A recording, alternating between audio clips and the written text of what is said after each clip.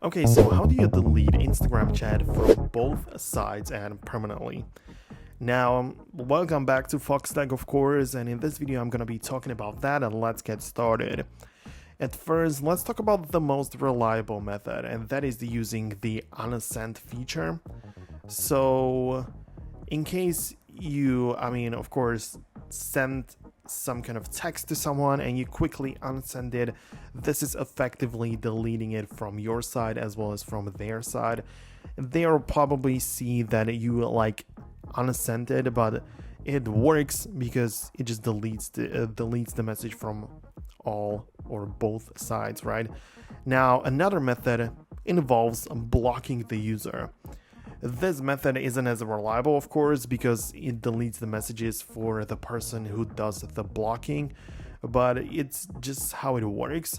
Because if you open up the Instagram app and go to the conversation you want to delete, you can tap on the user's name to open their profile and you can block them. And after blocking the user, you can come back to the messages and delete the whole conversation.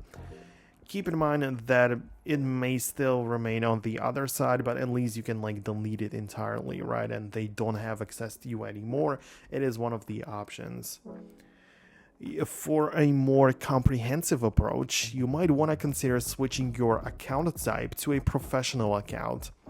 This method is really useful if you manage multiple conversations and you need an efficient way to delete chats, because if you switch to the account to either creator or business, you can head over to your chat list and you'll notice a filter option which allows you to sort contacts by unread, unanswered, or flagged messages. And you can tap the button to select multiple contacts and choose the conversation you wish to delete by tapping on them. After making your selections, you can hit delete to permanently remove these conversations from both sides. Switching to a professional account provides additional tools that make managing and deleting conversations easier. So yeah, that's good, but also if you use the personal, you also have the unsend button in case you want to do that. But these are essentially all of the options. I hope you found this video helpful. If you did, make sure to hit the thumbs up, subscribe below, and I'll see you guys in the future.